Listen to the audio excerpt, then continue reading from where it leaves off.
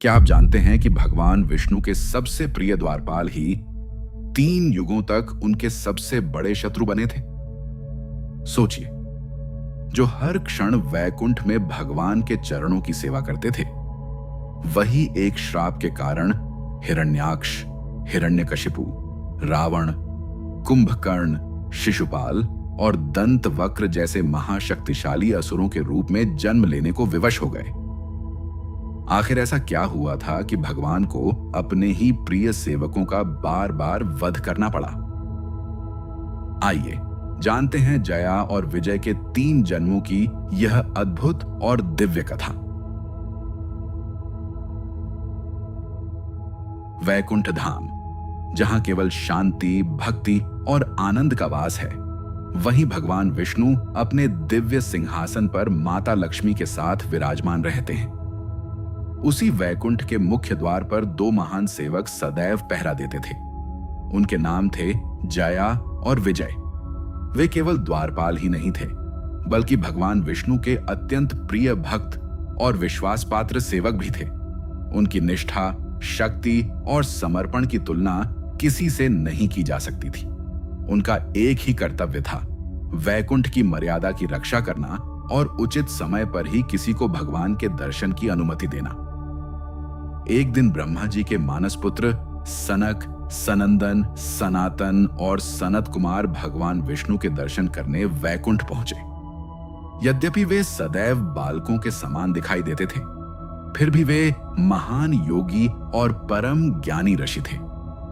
वे बिना किसी अहंकार के भगवान के दर्शन के लिए आगे बढ़े। उसी समय जया और विजय ने उन्हें द्वार पर रोक दिया। उनका उद्देश्य अपमान करना नहीं था, वे केवल अपने कर्तव्य का पालन कर रहे थे। किंतु सनक आदि ऋषियों को यह व्यवहार अनुचित लगा। उन्हें लगा कि भगवान के धाम में किसी सच्चे भक्त को रोका नहीं जाना चाहिए। ऋषियों के हृदय में क्षण भर के लिए क्रोध उत्पन्न हुआ। उन्होंने जया और विजय से कहा, तुम्हारे भीतर अभी भी अहंकार का अंश शेष है। वैकुंठ में अहंकार का कोई स्थान नहीं, इसलिए तुम इस दिव्य धाम से दूर होकर मृत्यु लोक में जन्म लोगे और असुर योनि में जीवन बिताओगे। यह सुनते ही जया और विजय स्तब्ध रह गए। उन्होंने तुरंत ऋषियों के चरणों में गिरकर क्षमा मांगी, परंतु महर्षियों का श्राप वापस नहीं लिया जा सकता था। उसी समय भगवान विष्णु स्वयं वहां प्रकट हुए। उन्होंने चारों कुमारों का आदर पूर्वक स्वागत किया और जया विजय की ओर करुणा भरी दृष्टि से देखा। भगवान ने कहा कि ब्राह्मणों का वचन कभी असत्य नहीं हो सकता। यह श्राप अब अवश्य पूरा होगा। फिर भगवान ने अपने प्रिय सेवकों से कहा, तुम्हारे सामने 2 मार्ग हैं। पहला, 7 जन्म तक पृथ्वी पर मेरे भक्त बनकर जन्म लो और फिर लौट आओ। दूसरा, केवल 3 जन्म तक मेरे शत्रु बनकर जन्म लो। मैं स्वयं प्रत्येक जन्म में अवतार लेकर तुम्हारा उद्धार करूंगा। जया और विजय ने बिना अधिक विचार किए उत्तर दिया, प्रभु, हम आपसे 7 जन्म तक दूर नहीं रह सकते। चाहे शत्रु बनना पड़े, पर केवल 3 जन्म ही स्वीकार हैं। हमें शीघ्र ही आपके चरणों में लौटना है। भगवान मुस्कुराए। उन्होंने कहा, ऐसा ही होगा। मेरी लीला के अनुसार मैं प्रत्येक युग में अवतार लेकर तुम्हें मुक्त करूंगा। समय बीता और सत्य युग में जया और विजय ने अपने पहले जन्म लिए। जया हिरण्याक्ष बने और विजय हिरण्यकशिपु। दोनों असुर अत्यंत बलशाली थे। हिरण्याक्ष ने अपने अभिमान में पृथ्वी को समुद्र की गहराइयों में छिपा दिया। तब भगवान विष्णु ने वराह अवतार धारण किया। दिव्य वराह रूप में उन्होंने महासागर में प्रवेश किया, पृथ्वी को अपने दांतों पर उठाया और फिर हिरण्याक्ष का युद्ध में वध कर दिया। इस प्रकार जया का पहला जन्म समाप्त हुआ। दूसरी ओर हिरण्यकशिपु ने कठोर तप करके महान वरदान प्राप्त किए। वह स्वयं को अजेय समझने लगा। उसने समस्त लोकों में अपना आतंक फैला दिया। वह चाहता था कि सभी केवल उसी की पूजा करें।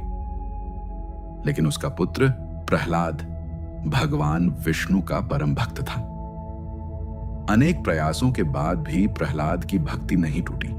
अंततः जब हिरण्यकशिपु ने क्रोध में पूछा कि क्या तुम्हारा भगवान इस स्तंभ में भी है, तब भगवान विष्णु नरसिंह रूप में प्रकट हुए। न दिन न रात, न भीतर न बाहर, न मनुष्य न पशु, इन सभी शर्तों के बीच भगवान ने हिरण्यकशिपु का वध किया।